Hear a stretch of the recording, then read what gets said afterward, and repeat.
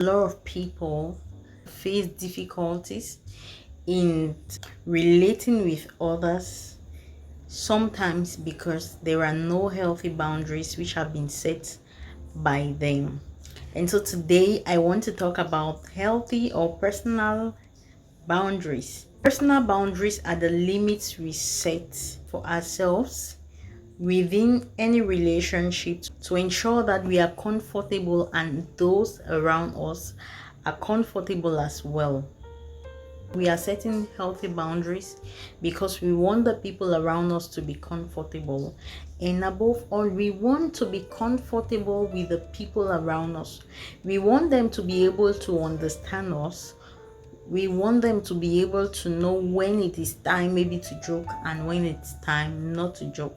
So these healthy boundaries are just put in place so that in the course of dealing with one another, we're going to live happily, in as much as we understand that some hitches will always come, but then setting personal healthy boundaries are going to help us to be able to mitigate some of these issues that may come up in the course of us dealing with the people around us. So why do we set healthy boundaries? It's to liberate us. It's for the sake of our sanity. It's for the sake of us dealing with the people around us. It liberates us because it helps to determine what is okay and what is not okay in any relationship. When I mean relationship, I'm not talking only about husband and wife or courtship. No, I'm talking about general relationship, father child, mother friend. I'm just talking about general relationship. Just like I said, what is okay and what is not okay are just the do's and the don'ts of how you guys are going to be dealing, or how you guys are going to be relating in the course of whether your friendship, your relationship, whatever. So it just helps to guide us on how we are going to be. One important thing about healthy boundaries liberating us, especially for us Christians, is the fact that it helps us not to betray our Christian values. Betraying our Christian values is simply by not falling prey into what is not acceptable as a child of God. It's for us not to fall prey into doing that which doesn't represent God. For instance, if I'm dealing with my friends, okay, to me, I don't go to nightclubs. That's a boundary I've set for myself, right? So if you are my friend, you already know that I don't go to nightclubs. So if there is an opportunity to go for nightclub, just any example I'm giving, you're not going to bring this to me because you already know from the beginning that I've told you that no, me and nightclub, it doesn't work. So that's just it. You can name lots and lots and lots of values that as Christians we have put in place. This is just an example I give. The next thing is setting healthy boundaries helps us to say no. Now, especially for us Africans, saying no is like a taboo. It's like we don't have the right to say no, particularly maybe to elder people or even to our parents. We don't have the right to say no. But it's important to understand that when we set healthy boundaries, we need to get to a point where we can say no to that which is not the value to us. It's okay to say no, and to even say no without further explanation, because no is a complete sentence. So why do I have to explain myself if I'm telling you that no, I'm not going to do this, right? But the African society makes it first for us not to be able to say no, particularly to senior people. And that is why sometimes I get to understand why children or young girls are raped today, because this person is uncle and you just can't say no to uncle, and so you're just bound to go into it. Especially for young people, this person is senior to you, so you have to bow, because we are taught not to say no. And I think that we should teach our children to be able to say no to that which doesn't uphold the Christian values which we have taught them. They should be able to say no and not explain why they are saying no sometimes. To say no is not disrespectful.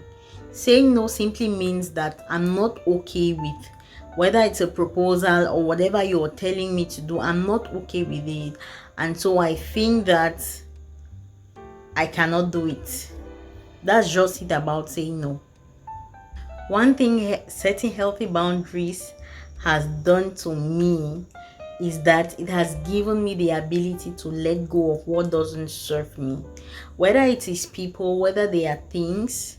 So it has helped me to take off those people who do not serve me. Sometimes we have friendships which are I don't want to say toxic, but you have a friendship that you are probably the one who is a friend and the person is not a friend to you. Every time I check on you, every time I pray for you, every time when you have a challenge, I'm here to help you. I'm here to give you comfort. I'm here to assist you. And then, on the other hand, the people are never available for you. So that's why I'm like, probably you are the only person in the friendship. So when you set healthy boundaries, you are able to just take off such people off your lives. Like, it's really not necessary for you to have people you're calling friends, but to them they are not your friends, right? It has really enlightened my heart to understand that what is not of purpose for me, of course, is going to fade away. And when it fades away, I don't have to struggle with it.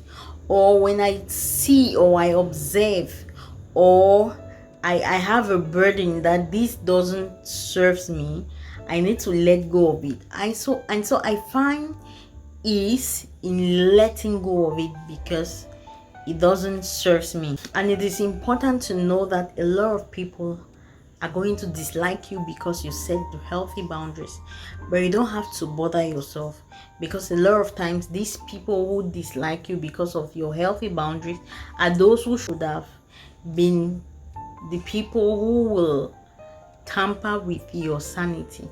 They are those who should have been the people who will not hold your hand in doing your work as a Christian. They are those people who will not help you to fulfill purpose. And as a child of God, that's not what we are. The Bible says so clearly that can two walk together except or unless they agree. And so agreement here is not only two of us sitting and saying that, okay, this is how we want to live, this is how we want to go about doing things. But agreement is also the fact that I am able to give you aid in that which you have decided that from now henceforth, this is how I want to do. And so if they cannot give you that help in your walk with God, they are not agreeing with you. They are just coming to make you to lose focus. And lastly, I like to say that it's important for us to know that people will treat you the way you treat yourself. And so be encouraged. Treat yourself with love. Treat yourself with empathy. Look at yourself and give value to yourself. And see yourself as that person who is so valuable. And see yourself as that person that can be trusted. And one other thing I'm going to say is that be intentional in your relationships. Don't go about letting go of people when you are the cause of it. You're not being a good friend and you feel like the other person is the issue. So there have to be a balance. you should put in your best in whatever friendship you're having. If you is a father-child relationship, as a child, do what your parents have asked you to do. Remember, the Bible says honor your father and mother so that your days will be longer on earth. And as a parent, remember, it's your assignment. The Bible says teach them these things when they walk, when they walk. So it is very important. And the Bible still says teach the children the way to go, so that when they will grow, they're not going to depart from it. And as a friend, the Bible says that there is a friend that sticks better than a brother. And so I want to encourage you today, if you're a friend, stick better than a brother. Be intentionally in your friendship, and if the friendship is not helping you, pray about it. And if you feel, or if the Lord lays in your heart that you should let go of that friendship, of course, let go of the friendship and move on. Such is life, right? And for your spouse, the Bible says, wives, submit to your husband, and husbands, love your wife. So you see that we all have an assignment towards each other for whatever reason we have. Even if it's a colleague, you must treat people well.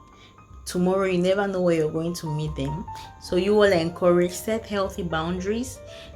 You yourself, let me emphasize on it, you should be that first person who honors the boundaries you have placed, before people can also be able to honor your boundaries. So if you're saying that you don't go to a nightclub, I'm going back to the example I gave. No one should find you in the nightclub. Are we there? No one should find you in the nightclub, so that your friends also are not going to bring these proposals to you.